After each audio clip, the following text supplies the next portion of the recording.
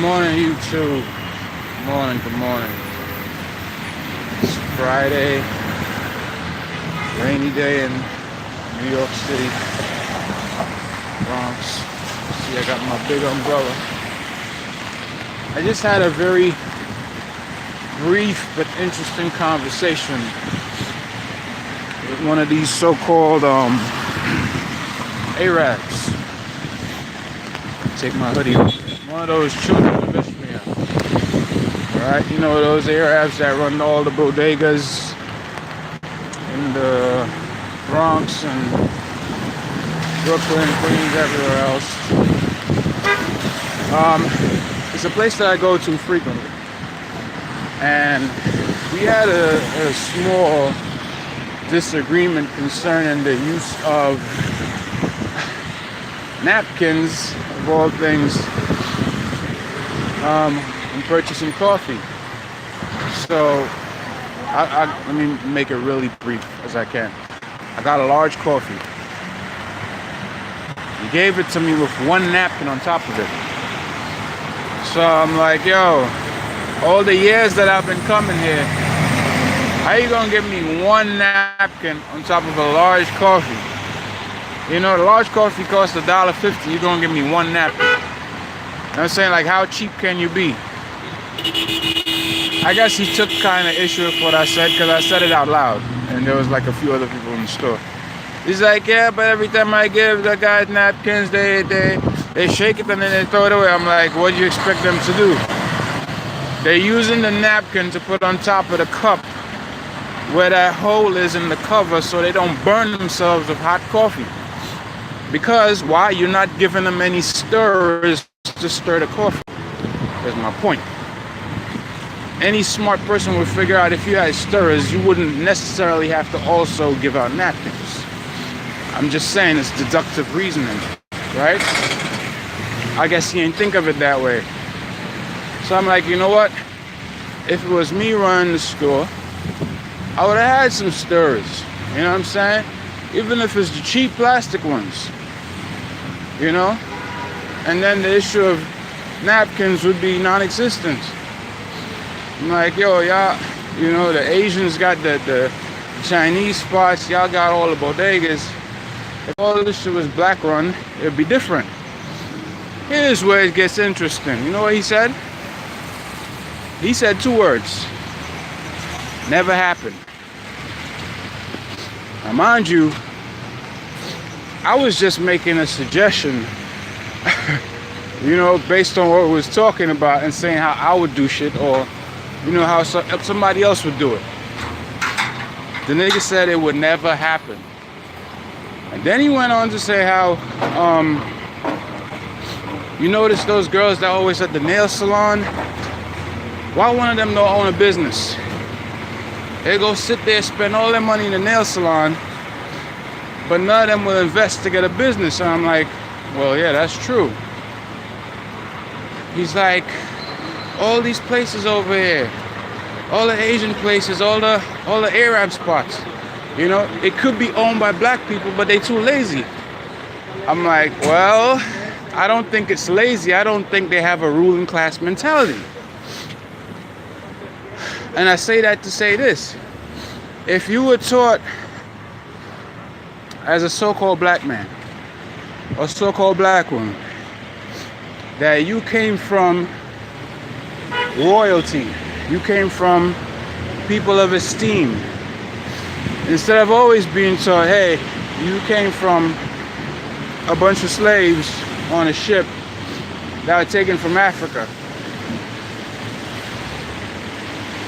It don't really give you that oomph, that like, okay, you know, I came from good stock, you know what I mean?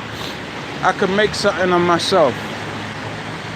You know, I wasn't just running around the fields in Africa and got scooped up, and now, hundreds of years later, after my people were enslaved, here I am. You know what I'm saying? That's not the reality. The reality is that a lot of the children of Israel, or the children of Jacob, they migrated to those places. You know what I mean? Especially Egypt. If anybody remembers the story of Jacob and his brothers, you remember that Jacob, right, had 12 sons. They sold their youngest brother into captivity into Egypt, and then when the famine hit, they went down to Egypt, right, looking for food. All that time, their brother ain't dead, he alive. Done made it big in Egypt. When they get there, they meet up with him, they don't even recognize him, right? Now, mind you, if he looked like them, but didn't look like the Egyptians, wouldn't it have been obvious that that was their brother? Wouldn't it have been obvious? But they didn't recognize him. All right, so that lets you know that the so-called Hebrews and the Egyptians, they looked alike. So much so that they couldn't recognize their own brother. Yeah, time had passed and whatever, but if that's your family, you're gonna recognize them. They didn't recognize him. Right? He just looked like a regular Egyptian to them. You know what I'm saying? But long story short, if you know the story, he helped the brothers, you know, get food, and he brought them into Egypt, although the Egyptians despised people that were shepherds. You know, he fixed it up so that his people would not have to go through a famine and end up dying. And what's so powerful about that is, ain't Egypt in Africa? So if you had people from so-called Israel migrating to Africa, why would it be any different to say, well, okay, there must be so-called people of Africa that are original Israelis? You know, but the thing about people is they so, and this is where I think the brother got it wrong, the Arab dude. It's not lazy, it's ignorant. You know, ignorance of who you are, ignorance of where you come from, and a lack of knowledge. You know what I'm saying? Because if you know where you come from and who you really are, it gives you a sense of belonging. And I think that's what's missing from a lot of the so-called blacks in America. They don't have that. You know, I say so-called because I don't consider my people to be black people. We are people of color, obviously. Black, what is black? This jacket and this hoodie and this scully, these are black. As you can see, I'm not the same color as what I have on. Okay? So whoever made up that color to call people, obviously, it's BS. You know what I'm saying? But I think it's time people wake up, man. They had an awakening and, you know, realize that that movie, The Matrix, that really applies to us. They have us stuck in the Matrix, and we have not yet figured out that, you know, we have blessings from on high, and we can come out of it. You know what I'm saying? We can come out of it, but we have to be ready, and we have to do it in unity.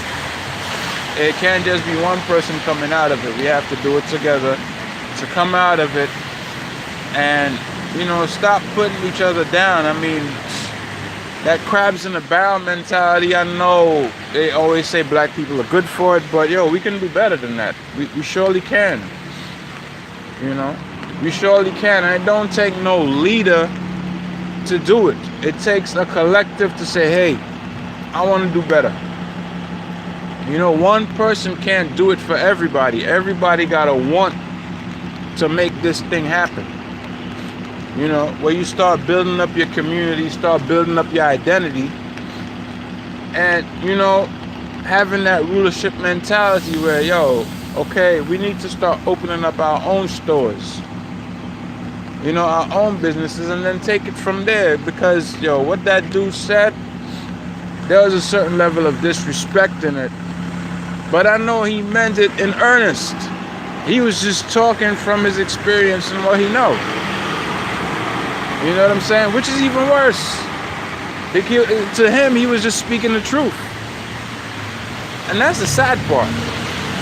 You know, so we gotta do better, man. We gotta do better. There gotta be a better way. We gotta do better. We gotta organize. We gotta get together. Like I said, don't take no one man to lead. You know, there's small groups of brothers, you know what I'm saying? And instead of being out there trying to rob people and all that, get together, pool your money together and start something. You know, start a, whatever, food truck, ice cream stand, whatever. It don't matter. Start from small, grow big. You know? Anyway, man, I'm out.